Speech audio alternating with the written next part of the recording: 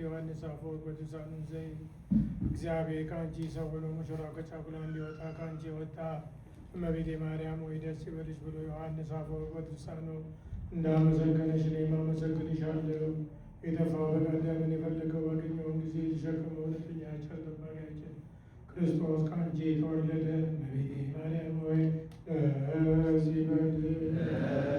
እግዚአብሔር በደን ጣላት የዋን ስሎ የሚጎዳ ማሰራ ባንቺ የተቆረጠላት እመቤቴ ማርያም ወይ ደስ ይበልሽ። እግዚአብሔር በብሩክ ደመና ተጭኖ መጥቶ ማኅፀንሽ አደረ እመቤቴ ማርያም ወይ ደስ ይበልሽ።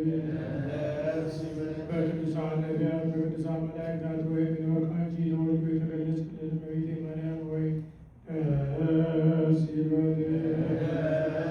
ከአብ ከመንፈስ ቅዱስ ጋር የምንሰግድለት ቃል የሚባል እግዚአብሔር አንቺ ባሕሪ ከአንቺ ወለድ ዘንድ የወለደች እመቤቴ ማርያም ሆይ ደስ ይበልሽ።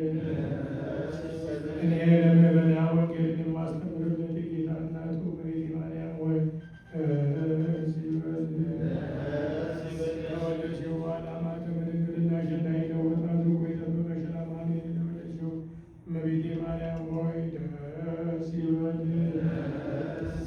ማኅተመ ድንግልናሽ ሳይለወጥ ንጉሥ ክርስቶስን የወለድሽው እመቤቴ ማርያም ሆይ ሰላምታ ይገባሻል። ማኅተመ ድንግልናሽ ሳይለወጥ ንጉሥ ክርስቶስን የወለድሽው እመቤቴ ማርያም ሆይ ሰላምታ ይገባሻል። ልዩ መድኃኒታችንን በመውለድሽ እናትን አገልጋይ ይጠርብሻልና እግዚአብሔር ባሕርይሽን ባሕርይ አድርጎ ባለሟልነትን አግኝተሻልና እመቤቴ ማርያም ሆይ ሰላምታ ይገባሻል። እኛ ከምንወደው እሱ ከሚወደው ልጅሽ ኃጢአታችንን ያስተሰርይልን ዘንድ ለምኝልን። ልመናዋ ክብሯ በእውነት ለዘላለም ይደርብንና አምላክን የወለደች በድንጋሌ ሥጋ በድንጋሌ ነፍስ የጸናች ክብርት እመቤታችን ያደረገችው ተአምር ይህ ነው። አምላክን የወለደች በድንጋሌ ሥጋ በድንጋሌ ነፍስ የጸናች ክብርት እመቤታችን የጽንሷ ወራት በተፈጸመ ጊዜ ከንጉሡ አውግስጦስ ቄሳር ሰው ሁሉ ይቆጠር ዘንድ ትእዛዝ ወጣ።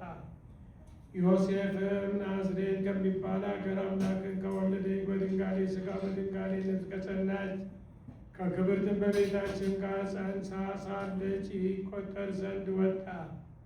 ከዚያም ሳሉ የምትወልድበት ቀን ደረሰ። ያን ጊዜም በታኅሳስ 29 ቀን ሰንበት በተባለች እሑድ ማታ የውርጭ ወራት ነበር።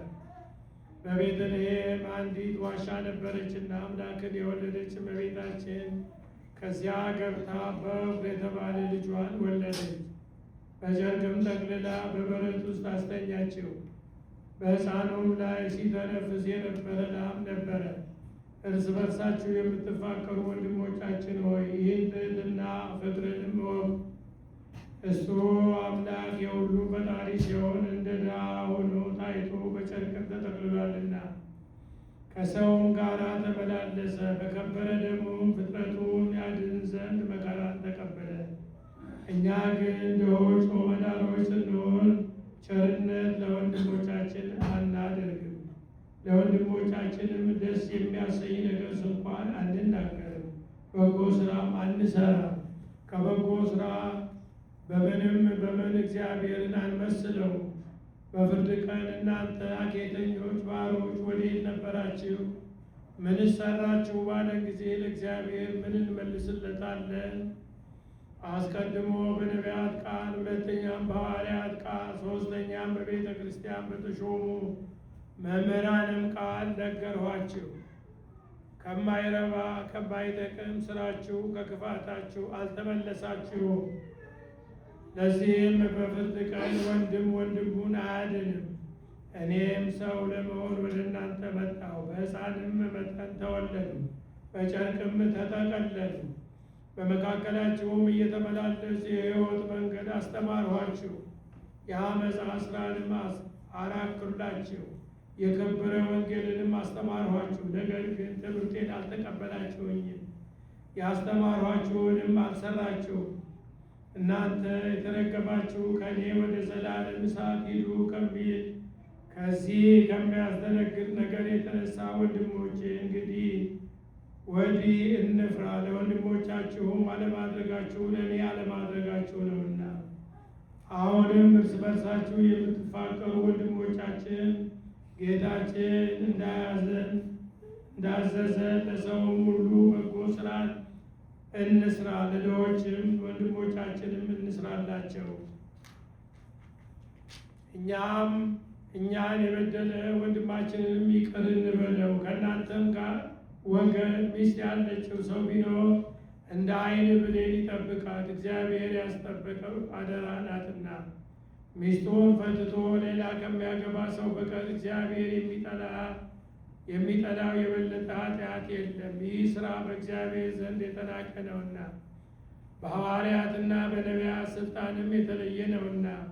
በበጎ ሥራም ሁሉ ጌታችን ደስ አሰኝቶ በመንበሩ ፊት ቆመን በብሩህ ገጽ ሊቀበልን ዓለም ሳይፈጠር ያዘጋጀላችሁ መንግሥተ ሰማያትን ተወርሱ ዘንድ አባቴ ይባርካችሁ።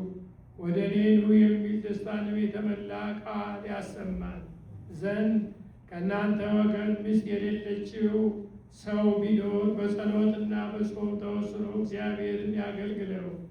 እግዚአብሔር ለክርስቲያን ወገኖች ይህን ደስ የሚያሰኘውን ቃል ያሰማን።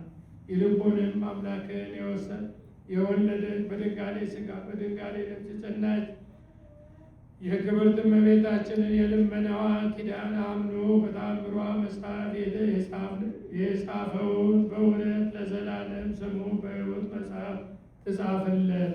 ከእመቤታችን ከቅድስት ድንግል ማርያም ረድኤቷ በረከቷ በሁላችን ላይ ያሳድርብን። በሰላም እንዳዋለን በሰላም እንዳሳደረን በሰላም ያውለን። የተባረከ የተቀደሰ ቀን ያድርግልን።